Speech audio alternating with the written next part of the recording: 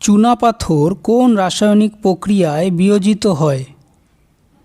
Answer option এ অঙ্গার যোজন বা carbonation.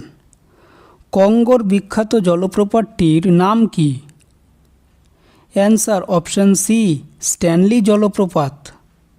Lapis lazuli নামে এক ধরনের মূল্যবান রত্ন পৃথিবীর কোন দেশে পাওয়া যায়?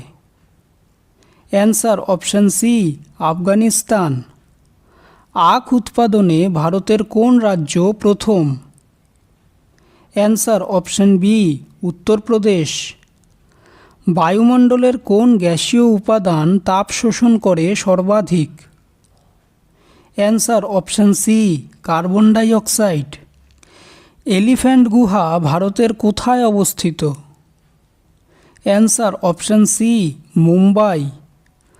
ওয়েস্ট ইন্ডিজ উপকূলের প্রধান ঝড়ের নাম কি? Answer option A hurricane. Bhilai ইস্পাত প্রকল্পটি কোন দেশের সহযোগিতায় গড়ে ওঠে? Answer option A Russia. ভারতের বৃহত্তম তৈল শোধনাগার কোনটি?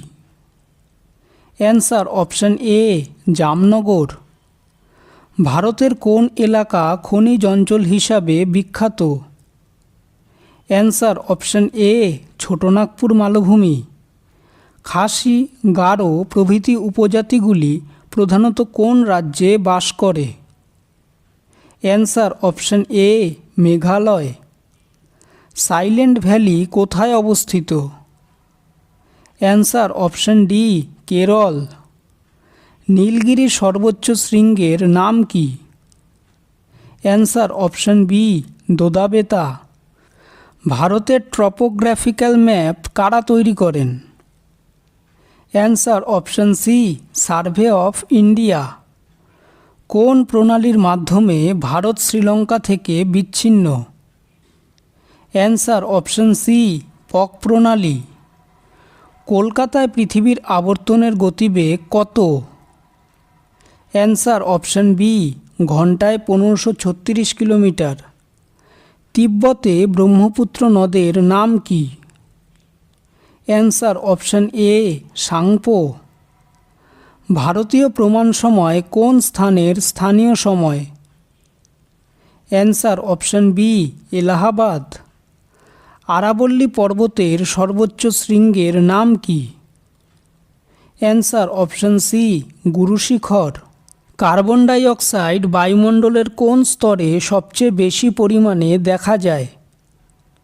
Answer option A troposphere.